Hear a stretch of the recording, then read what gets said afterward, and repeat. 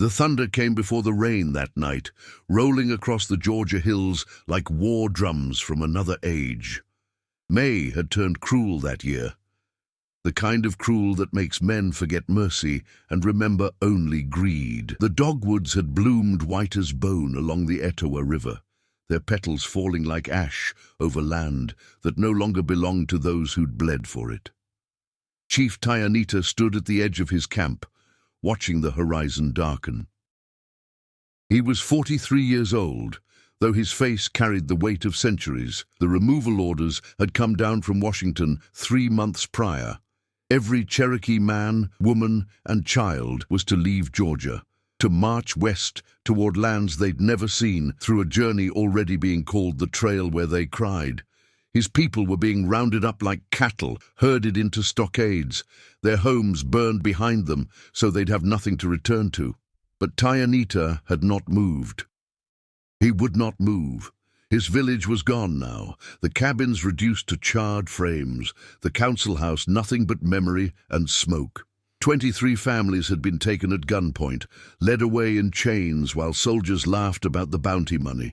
His wife had died 2 winters before, buried in soil his ancestors had tended for 10,000 seasons.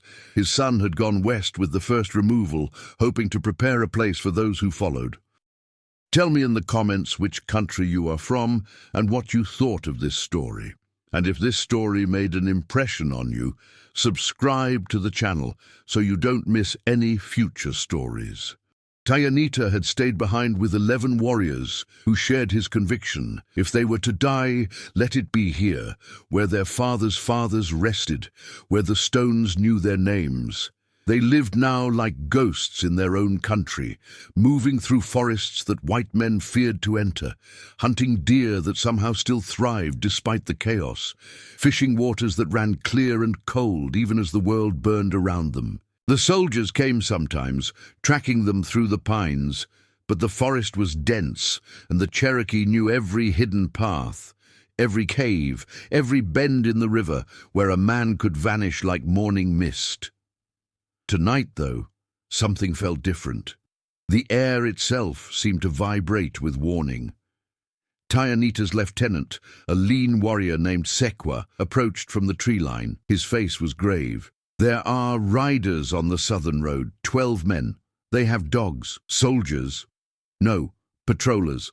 Slave catchers! Sequoia spat the words like poison. They're heading toward the river bend. Tayanita's jaw tightened. The slave patrols were worse than soldiers, mercenaries paid by plantation owners to hunt down escaped slaves, authorized to kill if necessary, immune from prosecution.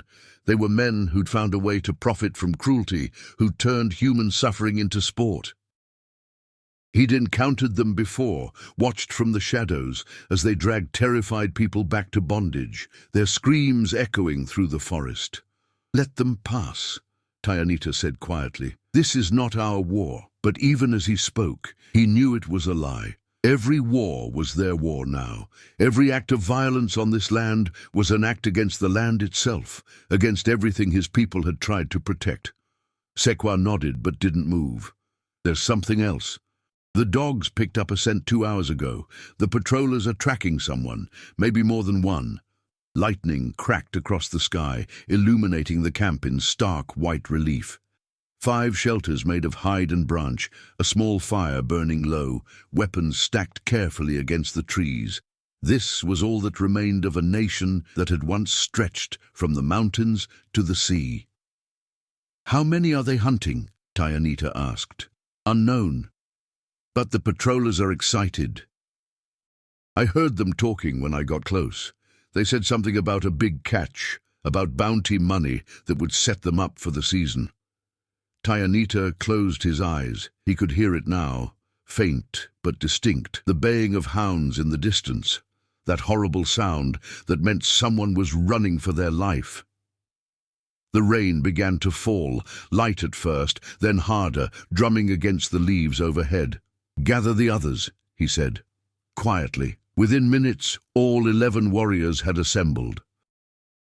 They moved like shadows, making no sound, their faces painted with charcoal and red clay, their weapons sharp and ready. These were men who'd chosen death over exile, who'd decided that if their nation was to end, it would end with honor, not with a whimper of compliance. Tayanita addressed them in Cherokee, his voice low and steady. "Brothers, there are slave catchers in our forest tonight. They hunt human beings as if they were animals. This land has seen enough blood, enough cruelty. I do not ask you to fight. This is not our battle in the way our fathers knew battle. But I cannot stand silent while murder happens in the shadow of our ancestors' graves." The youngest warrior, barely 20, named Wire, spoke up. "What would you have us do? Follow, watch. If they pass through peacefully, we let them go. But if they mean to kill tonight—" Tayanita let the sentence hang in the air. "Then we remind them whose land this was, and whose land it will always be." They moved out in pairs, spreading through the forest in a wide arc, tracking the patrollers by sound and instinct. The rain was coming down hard now, turning the ground to mud, making everything slick and treacherous. Perfect cover. The storm would hide their approach, mask their footsteps, turn them into elements of the forest itself. An hour passed, then 2. Finally, Sequoia raised his hand, the signal to stop. Through the trees ahead, firelight flickered. The patrollers had made camp in a clearing near the river, a temporary shelter from the storm. Their horses were tied to a low branch, their dogs chained and restless, sensing something in the darkness that their masters could not. Tayanita crept closer, staying low until he could see clearly. 12 white men sat around the fire, passing a bottle of whiskey, their rifles stacked carelessly nearby. They were laughing, telling stories, completely confident in their safety. Why wouldn't they be? This was their country now, their law, their world. They owned everything, including, they believed, the right to decide who lived and who died. But it was what Tayanita saw beyond the fire that made his blood turn cold.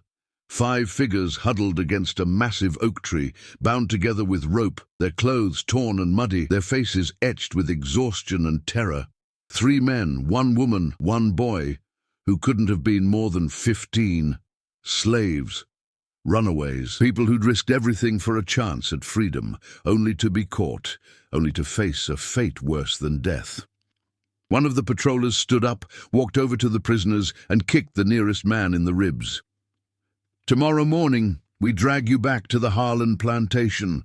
Old man Harlan's offering $200 per head. That's $1,000 for all of you. Best night's work we ever done." Another patroller laughed. "Hell, we should just shoot them here, say they tried to escape. Save ourselves the trouble of hauling them back." "Nah," the first man said. "Harlan wants them alive, wants to make an example. Public whipping, probably. Let the other slaves see what happens when you run." The woman began to cry, quiet, desperate sobs that carried across the clearing. The boy put his head down, shaking. Tayanita felt something ancient rise in his chest, something older than law, older than nations, older than the very concept of property. It was rage, yes, but also something purer, a recognition that some acts demanded response, that silence in the face of such cruelty was itself a form of evil. He turned to his warriors. Their faces reflected his own fury. "These men have come to our forest to practice murder," he said in Cherokee. "They have turned human beings into merchandise. They laugh while others weep. They think themselves beyond justice because their law protects them." He paused. "But they are not beyond the justice of this earth, of this land, of the spirits who watch over the innocent." Sequoia gripped his tomahawk. "What are your orders?" Tayanita looked back at the camp, at the 12 men who thought themselves invincible, at the 5 souls who'd run toward hope only to find despair. "We show them that freedom is not theirs to sell," he said, "and we show them that there are still some who remember what justice truly means." The thunder rolled again, closer now, and the river seemed to roar its approval. The Cherokee warriors spread out through the darkness, becoming one with the storm, one with the ancient rage of the land itself. By dawn, the world would understand. Some ground is sacred, some cruelty cannot stand, and some men, when pushed too far, become the very vengeance that the earth demands. The patrollers never heard them coming. Tayanita had fought in wars before, against Creek raiders, against rival clans, even once against white settlers who tried to claim Cherokee hunting grounds. But this was different. This wasn't war. This was execution, justice delivered in the dark by men who no longer had anything to lose. The first patroller died without a sound. He'd wandered away from the fire to relieve himself, stumbling drunk into the tree line, whistling some tavern song. Wire took him from behind, one hand over the mouth, the blade across the throat so quick and clean that the man's body didn't even twitch. They dragged him deeper into the forest, left him face down in the mud where the rain would wash away the blood. 11 patrollers remained. Sequoia and 2 others approached the horses next. The animals were nervous, stamping and pulling at their tethers, sensing death in the air. The warriors moved among them like ghosts, cutting ropes, whispering calming words in Cherokee, until the horses stood still. Then, with sharp strikes, they drove the animals into the forest, scattering them in all directions. The patrollers would have no escape, no way to pursue, no way to outrun what was coming. Back at the fire, the white men were getting drunker, their laughter louder, their confidence absolute. One of them had produced a harmonica and was playing badly, the notes clashing with the thunder. Another was sharpening his knife against a whetstone, making long, deliberate strokes, occasionally glancing at the prisoners with a predator's smile. The woman had stopped crying. She stared into the fire with empty eyes, her spirit already broken. The boy beside her was shaking, whether from cold or fear, it was impossible to tell. The 3 men looked resigned, as if they'd known from the moment they ran that this was how it would end. Not with freedom, but with capture, humiliation, death, or something worse than death. Tayanita counted the remaining patrollers carefully. 11 men, all armed, most of them drunk but not helpless. His warriors were skilled, but they were also outnumbered and carrying weapons meant for hunting, not warfare. This would require precision, speed, and the kind of fury that made men fight beyond their limits. He caught Sequoia's eye across the clearing and gave the signal. The attack came from 3 sides at once. Sequoia emerged from the darkness behind the fire, his tomahawk already swinging, catching the harmonica player in the base of the skull before the man even knew danger was present. The patroller dropped like a stone, the harmonica falling from his lips, still wet with spit and cheap whiskey. 2 other warriors burst from the left, their war cries splitting the night, axes and knives flashing in the firelight. The patrollers scrambled for their rifles, but the weapons were stacked too far away, and panic made them clumsy. One man managed to grab a gun, but Wire was on him before he could aim, driving a knife up under his ribs, twisting, feeling the life leave the body in a hot rush of blood. Chaos erupted. One patroller ran for the tree line and met Tayanita's arrow in his chest, the impact lifting him off his feet, pinning him to an oak trunk where he hung like a grotesque ornament, mouth open in permanent surprise. Another tried to draw a pistol from his belt, but a thrown tomahawk split his forehead before his finger found the trigger. The remaining 6 patrollers formed a desperate circle, backs together, knives and clubs raised. They were screaming now, not battle cries, but pure terror, the sound of men who'd suddenly realized they weren't hunters anymore. They were prey. "Indians!" one of them shrieked. "We got Indians!" "Fight, you cowards!" another roared. "It's just a handful of savages." But they weren't fighting, they were dying. Tayanita moved like smoke through the clearing, his knife finding soft flesh again and again. These men had laughed while planning to torture 5 human beings. They'd kicked bound prisoners.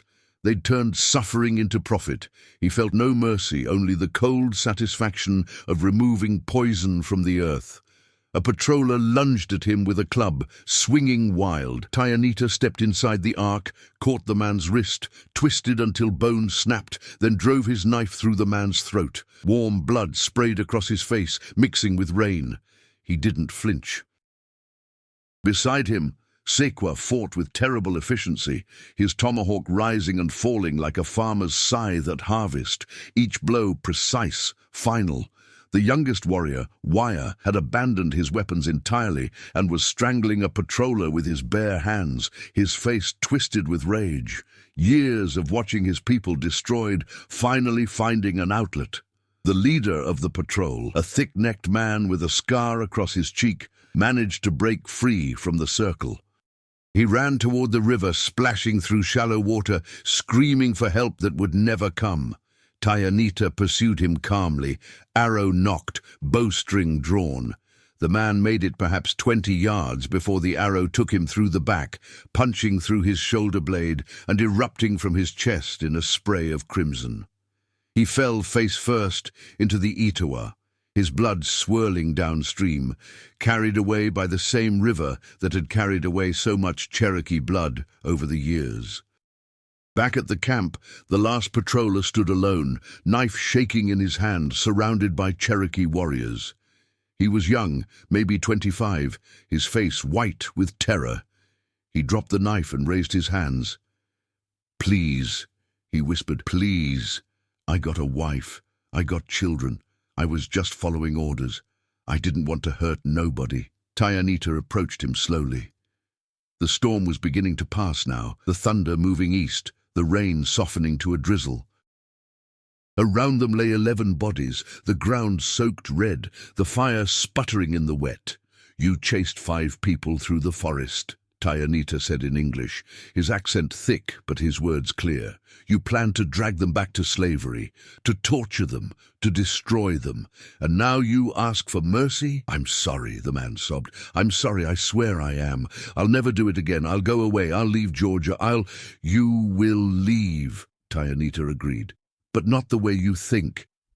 He nodded to Sequoia, who stepped forward and drove his knife into the man's heart. The patroller gasped once, twice, then collapsed, his plea for mercy dying on his lips. Silence fell over the clearing. 12 bodies now lay scattered among the trees, their blood feeding soil that had fed Cherokee people for generations beyond counting. The dogs had stopped barking. The horses were gone. Only the river spoke, eternal and indifferent. Tayanita walked to the oak tree where the 5 prisoners remained bound. They stared at him with eyes wide, uncertain whether they'd been saved or simply found new captors. The woman was trembling. The boy had wet himself. The men looked ready to bolt if given the chance. Tayanita cut their ropes with his bloody knife. "You are free," he said simply. The oldest of the 3 men, grey-haired with scars on his back visible through his torn shirt, shook his head slowly. "Free? Mister, we ain't never gonna be free. Not in Georgia, not nowhere in the South. They'll send more patrols. They'll hunt us till we're dead or back in chains." "Then you will go north," Tayanita said.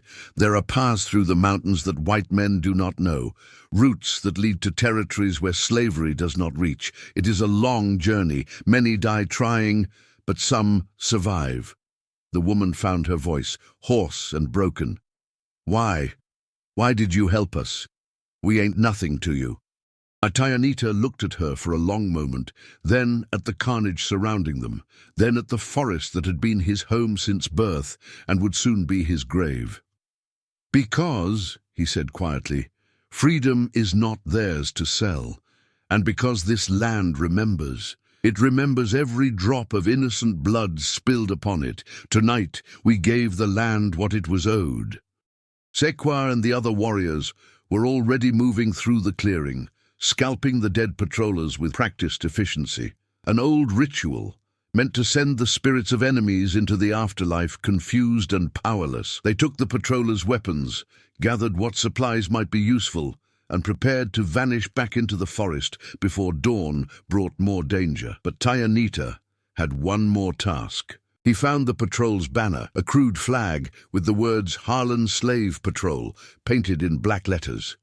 He tore it in half, then used a knife to carve words into the oak tree in Cherokee script, letters his grandfather had taught him, symbols that carried the weight of a civilization older than the one trying to destroy it.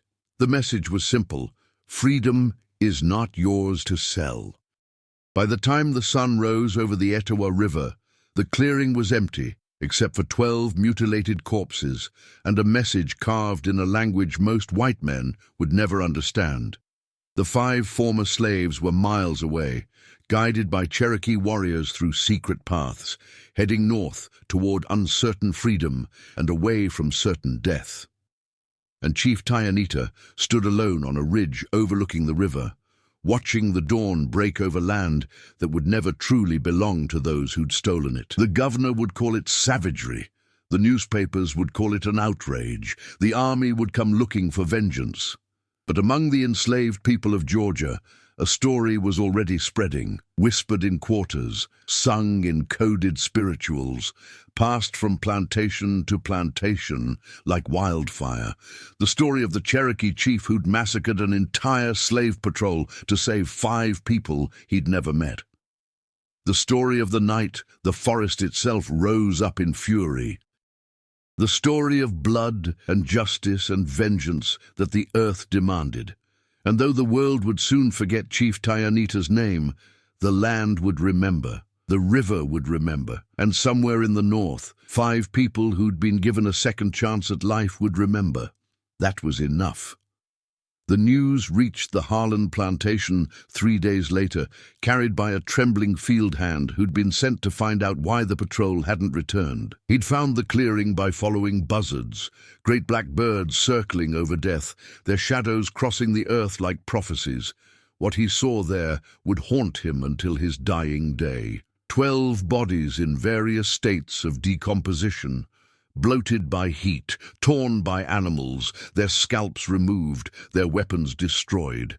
Blood had soaked into the ground so thoroughly that the earth itself looked diseased. And on the oak tree, carved deep into the bark, symbols he couldn't read but somehow understood, spoke of rage older than memory.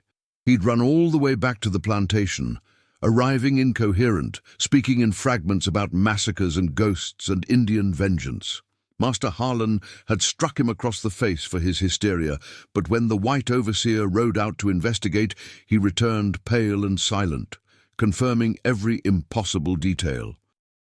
By sunset, riders were galloping toward Milledgeville, the state capital, carrying news that would ignite fury across Georgia. Colonel James Whitmore received the report in his office, a wood-paneled room adorned with maps of Cherokee territory and portraits of military heroes. He was 52 years old, a veteran of the Creek War, a man who'd built his career on removing Indians from valuable land. The removal of the Cherokee was his final campaign, his chance to secure a legacy as the man who'd civilized Georgia. He read the report twice, his jaw tightening with each sentence. 12 men, he said to his adjutant, a young lieutenant named Perkins. An entire patrol, massacred by savages who should have been marched west months ago. The field hand said there were Cherokee markings, sir, a message carved into a tree. What did it say? We don't know. None of our men read their language. Whitmore slammed his fist on the desk. Then find someone who does. I want to know exactly what kind of threat we're dealing with. He stood and walked to the window, looking out over Milledgeville's main street, watching citizens go about their evening business, unaware that the frontier they thought pacified was anything but. The Cherokee were supposed to be broken, defeated, herded into stockades like cattle awaiting slaughter. The fact that some had remained behind was troubling enough. The fact that they'd committed mass murder was unthinkable. How many Cherokee do we estimate are still in the territory? He asked. Intelligence suggests small bands scattered throughout the northern forests, sir. Maybe 200 individuals total. Most are elderly or infirm, those too weak to travel. The army assumed they'd die off naturally or surrender eventually. Clearly we assumed wrong. Whitmore turned back to face his adjutant. I want a company assembled immediately. 60 men, well-armed, experienced in forest warfare. We're going to find these savages and make an example that will echo through history. What about the runaway slaves, sir?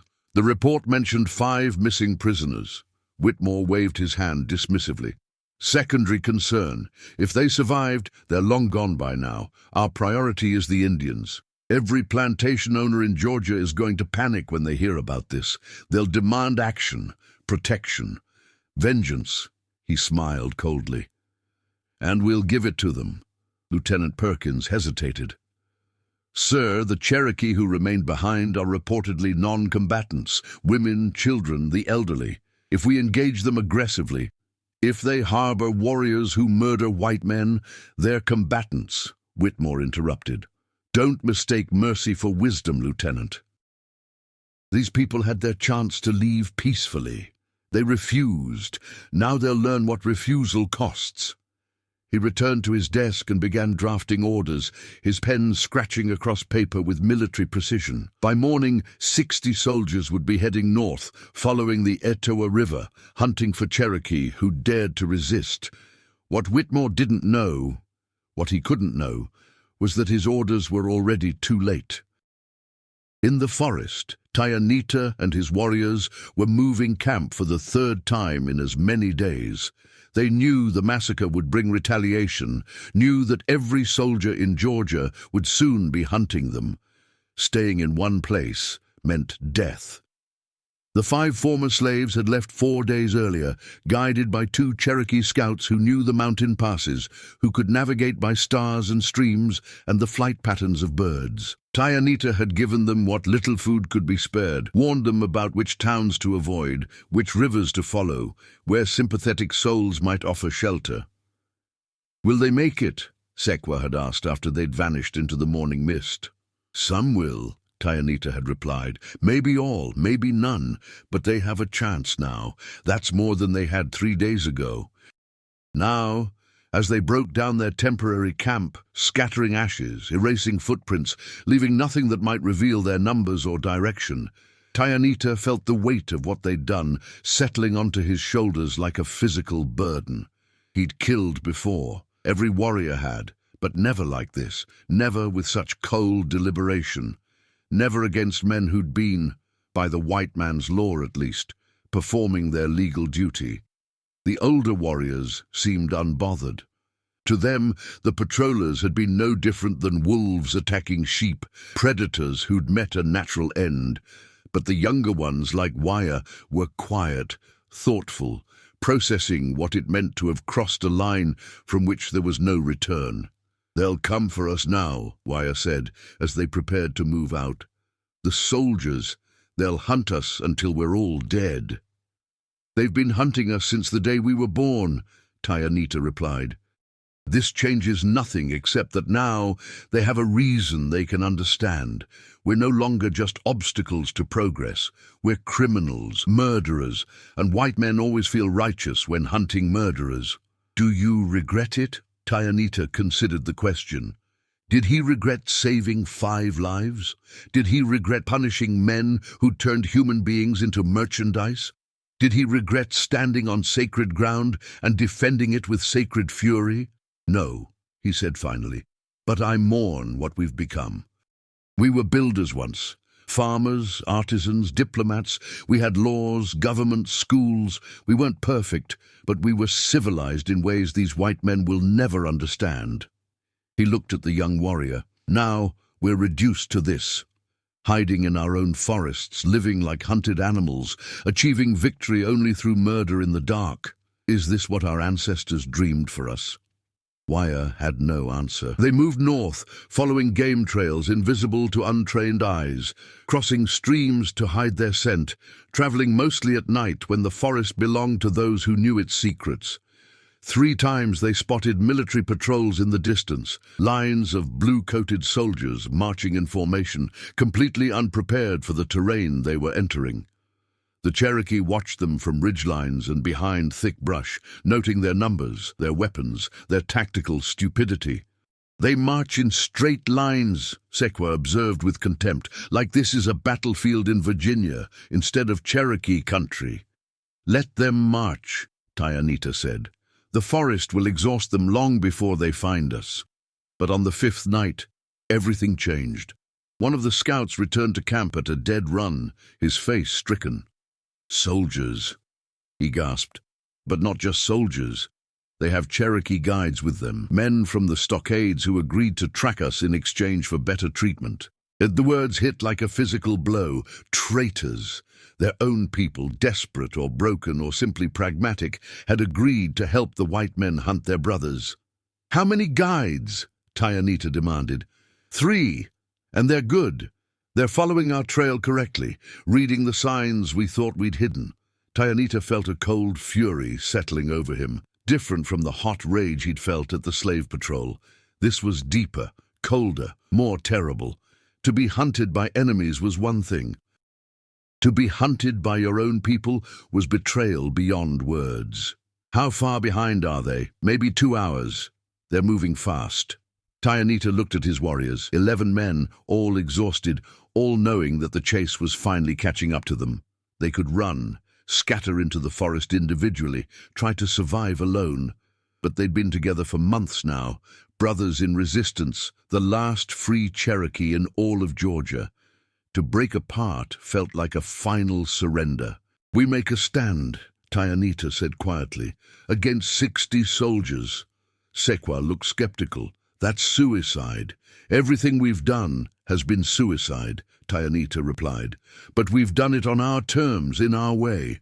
I'd rather die fighting than die running." He began issuing orders rapidly, decades of tactical knowledge coming to the fore. They would use the terrain, the darkness, every advantage the forest provided. Not to win, winning was impossible, but to make the cost of victory so high that the story would be told for generations. "We're not trying to kill all of them," he explained. "We're trying to kill enough that they remember, that they hesitate, that the next time white men consider hunting Cherokee, they think twice."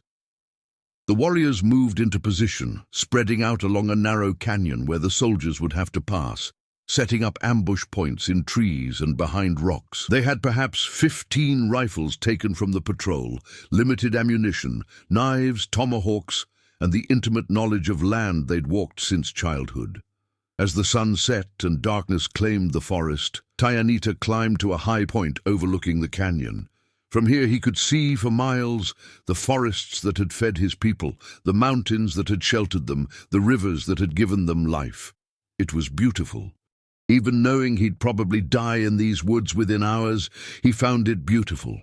Somewhere to the south, the 5 people he'd saved were still running, still hoping, still believing that freedom was possible. That was worth dying for. That single act of mercy in a world gone mad with cruelty that justified everything. He heard them before he saw them.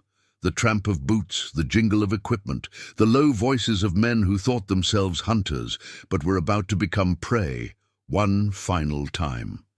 Tayanita nocked an arrow and waited. The last battle of the Free Cherokee was about to begin. The soldiers entered the canyon in double file, rifles held at the ready, moving with the cautious confidence of men who knew they outnumbered their enemy but had learned to respect the forest. At their head walked Lieutenant Perkins, young and nervous, constantly glancing at the Cherokee guides who moved ahead like bloodhounds on a scent. The guides troubled Tayanita more than the soldiers. He recognized one of them, a man named Kanuna, who'd been a respected hunter before the removal, who'd provided for his family with skill and honor. Now he walked with white men, pointing out broken branches and disturbed earth, trading his people's secrets for what? Better food, promises of lenient treatment, the illusion of control in a world that had stripped control from every Cherokee alive. Tayanita felt a profound sadness watching him. This was what conquest looked like in its final form, not just the destruction of a nation, but the corruption of its soul, the moment when survival became more important than principle. The soldiers were halfway through the canyon when Tayanita gave the signal. The first volley came from both sides simultaneously, rifle fire and arrows, erupting from the darkness, catching the column completely by surprise. 4 soldiers dropped immediately, including one of the Cherokee guides, killed by an arrow meant for the man beside him. The canyon erupted into chaos. "Ambush!" Lieutenant Perkins screamed, diving behind a boulder. "Return fire! Return fire!" But there was nothing to fire at. The Cherokee were invisible, shooting from concealed positions, using the darkness and terrain exactly as they'd planned. More soldiers fell, screaming, clutching wounds, while their comrades fired blindly into the trees, wasting ammunition on shadows. Colonel Whitmore, positioned near the rear of the column, began shouting orders. "Form defensive positions! Light torches! We need light!" As soldiers scrambled to obey, Tayanita and 3 warriors descended from their perches, moving among the chaos like death itself. Tayanita's tomahawk caught one soldier in the base of the skull, dropping him instantly. Beside him, Sequa gutted another with a knife, the man's scream cut short by a blade across his throat. The soldiers with torches became instant targets. Cherokee arrows found them within seconds, the lights winking out, plunging the canyon back into darkness.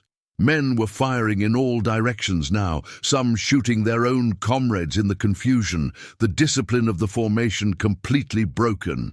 "Fall back!" Whitmore roared. "Retreat to the south end!" But as the soldiers tried to withdraw, they discovered the Cherokee had blocked the rear exit with fallen logs and brush, turning the canyon into a killing box. Panic spread through the ranks. A young soldier, barely 18, stood frozen in the middle of the chaos, his rifle unfired, tears streaming down his face. Wire appeared behind him like a ghost, but instead of killing him, pushed him toward the rocks. "Hide," the young Cherokee said in English. "Be still, and you live." The soldier scrambled into the shadows, curling into a ball, sobbing. Not all the warriors were so merciful.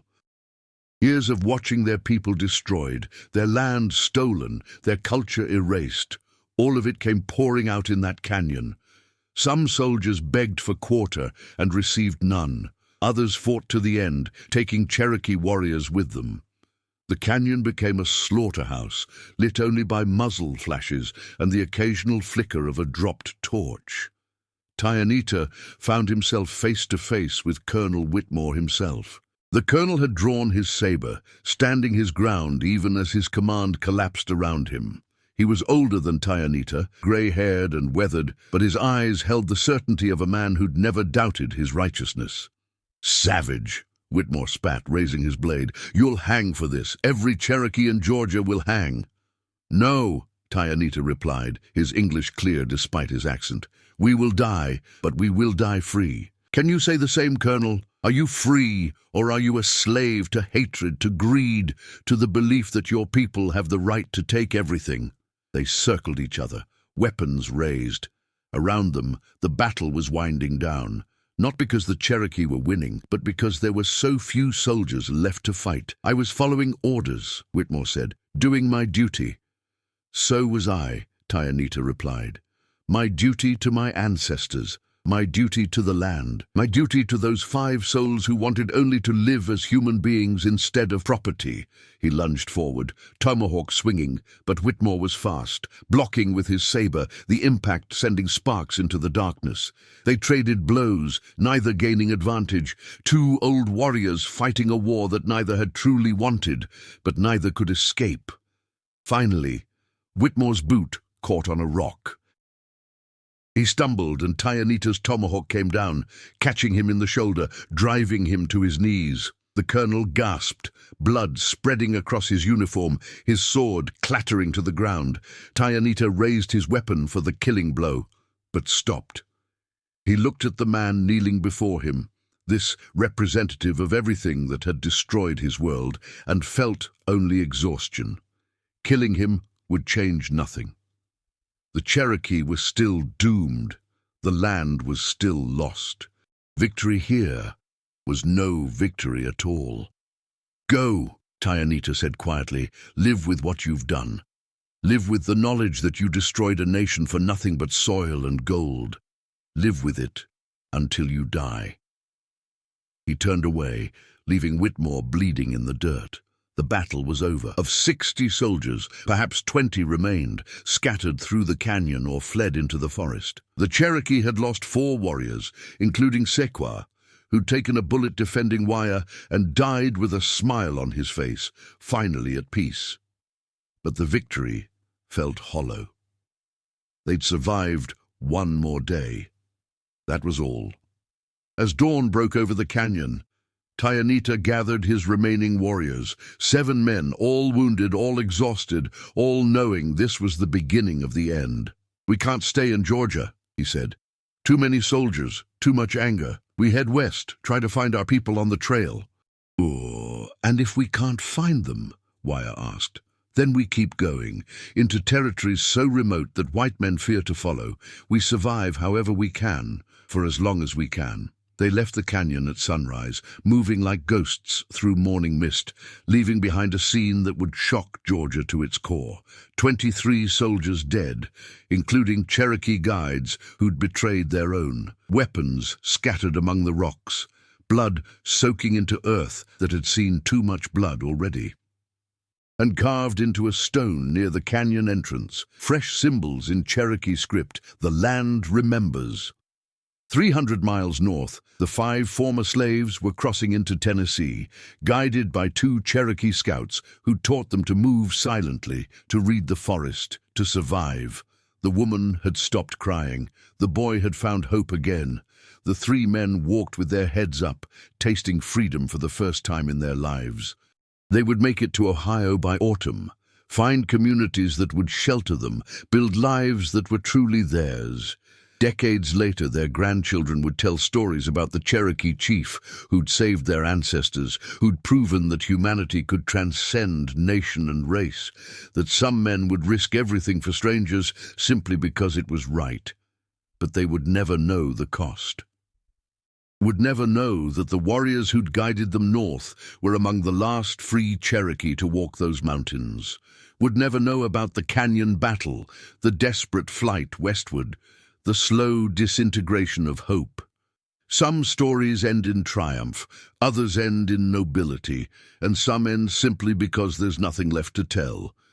The survivors walked for 19 days, moving deeper into wilderness that even the Cherokee barely knew. They headed northwest, away from the soldiers, away from settlements, away from everything that resembled civilization. At night, Tayanita watched his warriors sleep and counted their wounds, both visible and invisible. They were down to 7. 7 men from a nation that had once numbered tens of thousands. 7 free Cherokee in all of Georgia, maybe in all the South. The youngest, Wire, had developed a fever from an infected gunshot wound in his shoulder. They had no medicine, no healer, nothing but stream water and hope. Each morning when he woke, Tayanita was surprised to find the boy still breathing. Each night he wondered if morning would come at all. On the 20th day, they found the village. It appeared like a mirage through morning fog, a small settlement of perhaps 40 Cherokee, hidden in a valley so remote that no white man had ever mapped it. Women were grinding corn outside simple cabins. Children were playing near a stream. An old man sat carving wood, his hands steady despite his age. They stared at the approaching warriors with a mixture of fear and wonder. Strangers were dangerous. Strangers meant soldiers might follow. But these were Cherokee, and hospitality was older than fear. The village elder, a woman named Ayita, who claimed to be 93 years old, invited them to her fire. She listened to their story without interruption, her ancient face impossible to read. When Tayanita finished speaking, she was silent for a long time. "You killed white men," she finally said. "Not a question, a statement. Yes, to save 5 slaves. To defend ourselves, to remind the world that we still exist. And you brought soldiers to our valley." "No, we made sure we weren't followed. Your people are safe." Ayita laughed, a dry sound like wind through dead leaves. "Safe? There is no safe, grandson. Not for Cherokee, not anymore. The world we knew is gone. The question now is whether we vanish completely or leave behind enough stories that our descendants will remember we existed." She gestured to the village around them. We've been here for 4 generations. My grandmother's grandmother found this place, claimed it was shown to her in a vision. We've hidden from every war, every removal, every attempt to destroy us. We thought we could wait out the storm." She shook her head sadly. "But storms don't pass anymore. They just grow stronger." "Then what do you do?" Wire asked, his voice weak with fever. "We do what we've always done. We survive. We adapt. We remember." She looked at Tayanita. "And sometimes, when necessary, we fight. Not to win. Winning is impossible, but to show that we were here, that we mattered, that we didn't go quietly." That night the village held a council.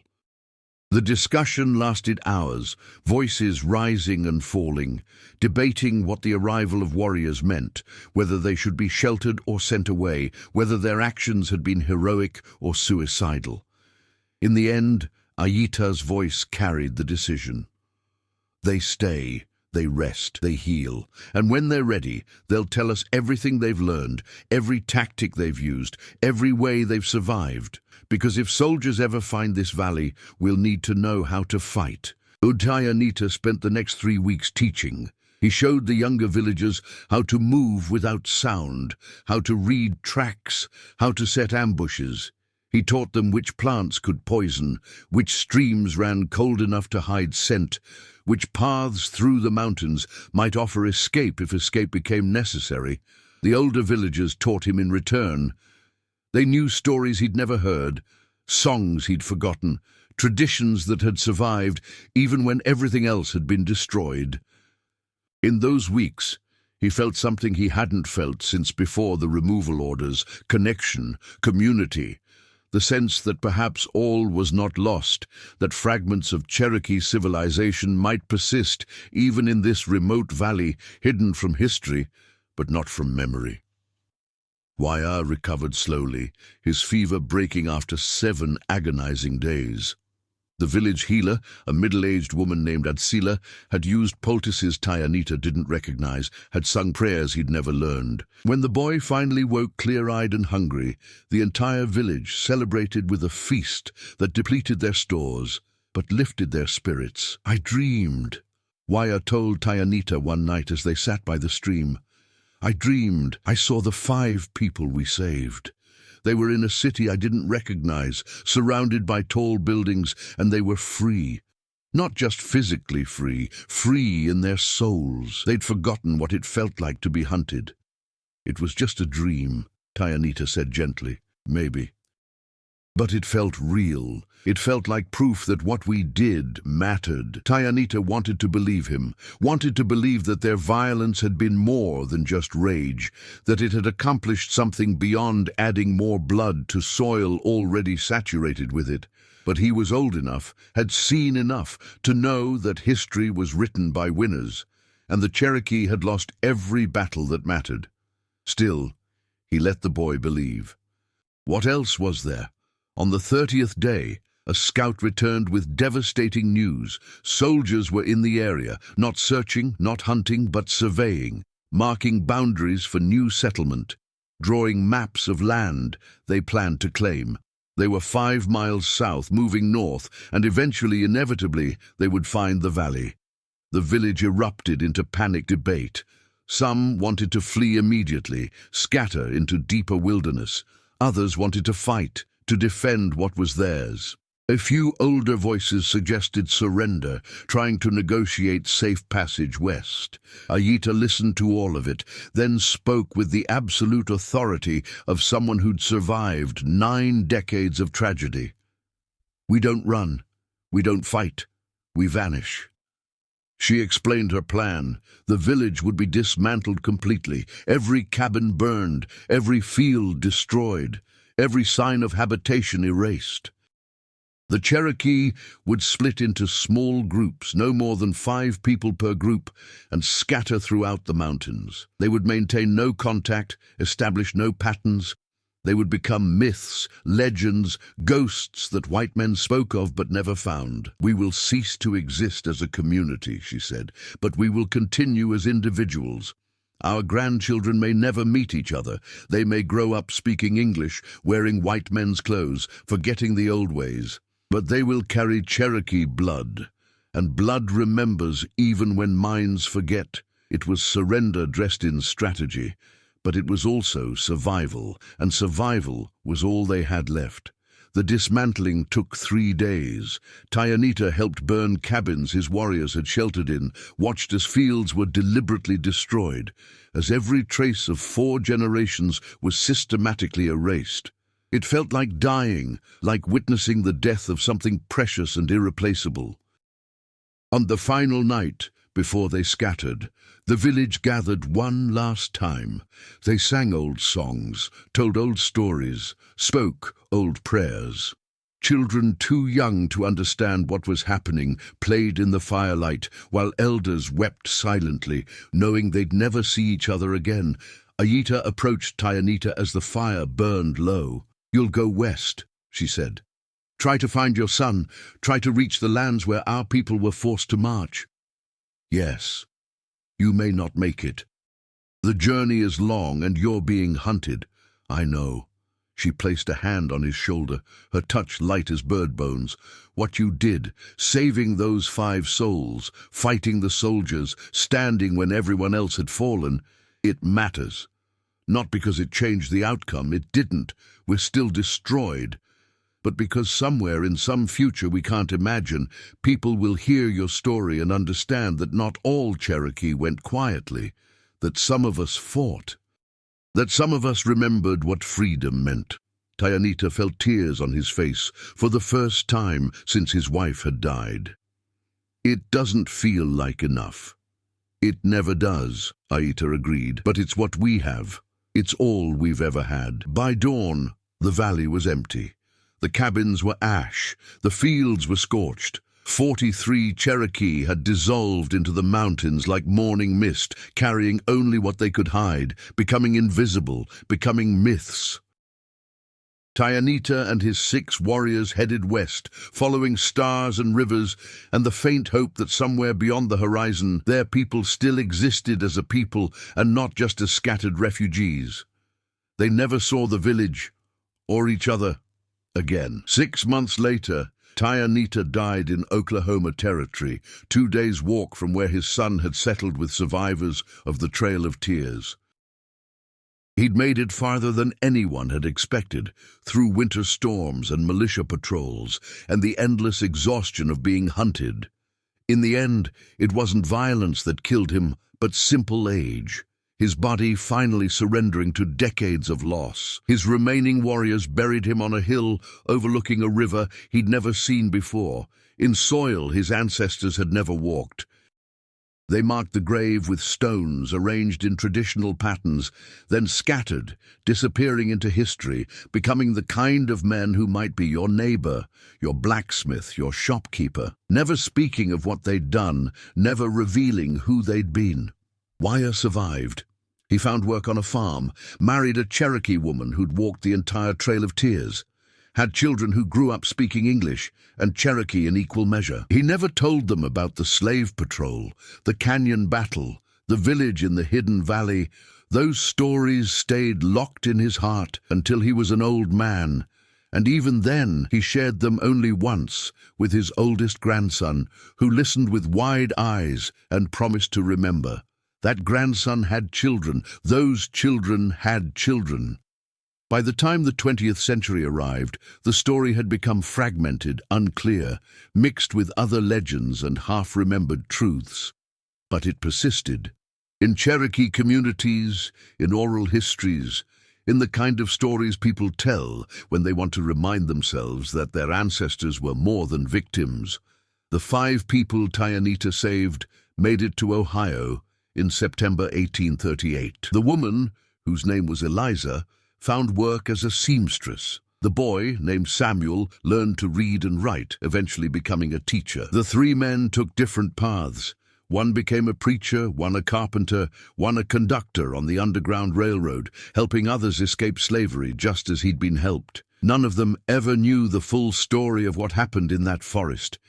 They knew Cherokee warriors had saved them, had massacred their pursuers, had guided them north, But they didn't know about the battles that followed, the village that was erased, the price that was paid. In 1852, Eliza's daughter wrote a letter to an abolitionist newspaper describing her mother's escape. The letter mentioned Cherokee saviors who'd appeared like angels in the darkness.